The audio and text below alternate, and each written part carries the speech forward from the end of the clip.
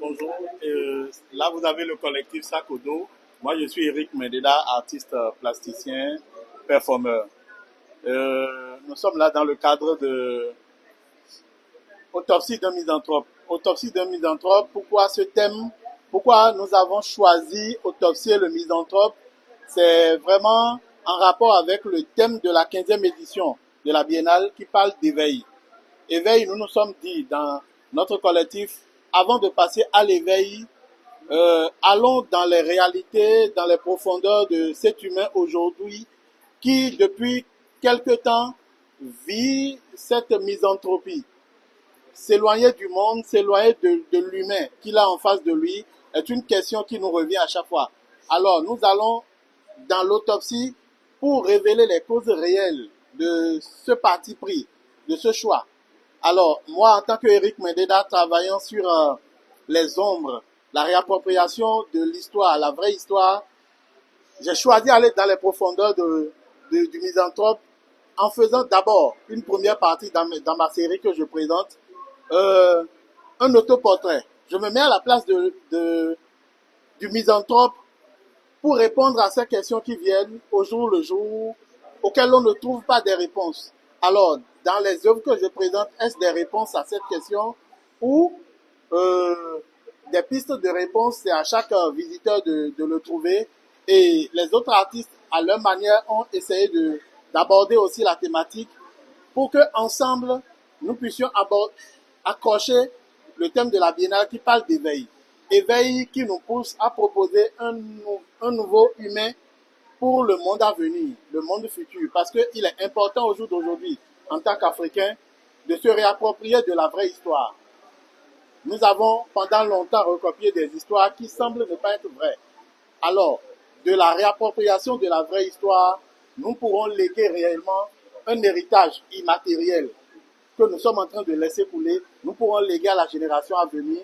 Et c'est ce qui nous a poussé aujourd'hui à penser à une autopsie du misanthrope. Autopsie d'un misanthrope qui a été accueillie à bras ouverts par le Grand Théâtre et Madame Evelyque Diatta à Combessi, qui nous a permis de vous montrer ces œuvres que vous avez dans l'environnement au jour d'aujourd'hui.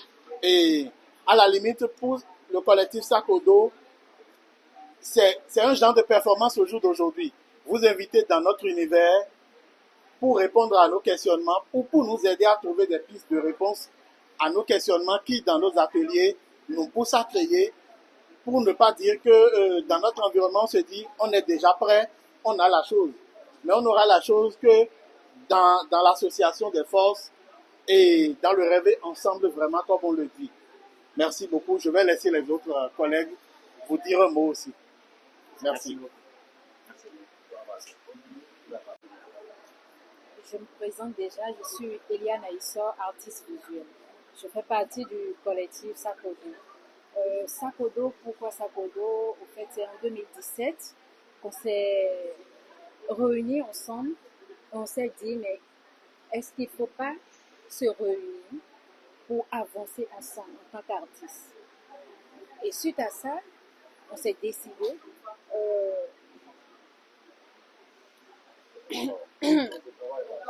du coup, je reprends.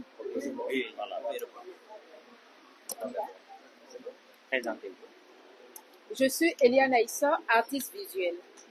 Je fais partie du collectif Sakodo. Le collectif Sakodo a été créé en 2017. Du coup, on a eu en réalité les idées en 2017. Et on s'est dit qu'il faut vraiment qu'on puisse s'organiser en tant qu'artiste, se réunir pour avancer ensemble. Parce que ça ne sert à rien d'évoluer ensemble, d'évoluer seul, séparément. Ensemble, on peut facilement aller loin. Donc, on s'est dit qu'il faut vraiment mettre les bases pour pouvoir commencer à réfléchir, prendre nos sacs et faire le tour du monde. C'est pour cela qu'on a dit sac au dos, faire le tour du monde, d'où le zéro, le home.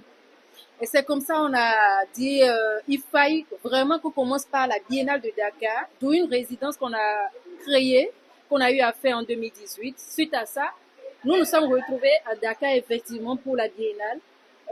Au début, on ne savait vraiment pas si on pouvait y venir parce qu'on n'avait qu'un sou, on n'avait rien, mais on s'est dit, ensemble, on pourra et on ira. En 2018, on y était. En 2022, on y était, mais séparément. Il y a notre frère Achille Adono qui était venu dans le IN de la Biennale et qui a eu la chance de rapporter le prix de la sculpture. Le premier prix, je crois, hein, si je ne me trompe pas, en sculpture. Et nous, on était dans une exposition avec Madame Evelyne qui a eu lieu pas loin d'ici, pas loin du Grand Palais. Donc c'est comme ça on était venu en 2022. Mais cette année, on s'est dit, mais non, ça fait depuis 2018 qu'on était à Dakar. Il fallait réellement qu'on puisse se réorganiser pour être présent à cette biennale. D'où notre présence avec l'exposition Autopsie de Misanthrope. Merci beaucoup. Merci. Achille Adono, ami de la matière. Je m'exprime avec la poésie, la sculpture, le document photographique et l'installation. Pourquoi le misanthrope? Moi, je me mets dans la peau de misanthrope. Je suis le misanthrope. J'ai présenté une série d'oubli. Tout d'oubli, naissance d'oubli. Pourquoi le tout d'oubli? Parce que je me dis, en tant que misanthrope s'est éloigné de ses semblables à cause de ce qu'on lui a fait, à cause de son entourage, à cause de la méchanceté des uns et des autres. C'est pour cela que je me suis éloigné de mes semblables. Maintenant, dans mon éloignement, c'est que le misanthrope, on essaie d'ouvrir son ventre. On a ouvert mon ventre, on consacre des autour. On consacre une autour.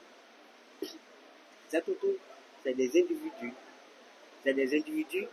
Et ces individus, dans l'évolution de ces individus, on a la renaissance. La renaissance de ces individus-là. Donc je me pose la question de savoir si éventuellement,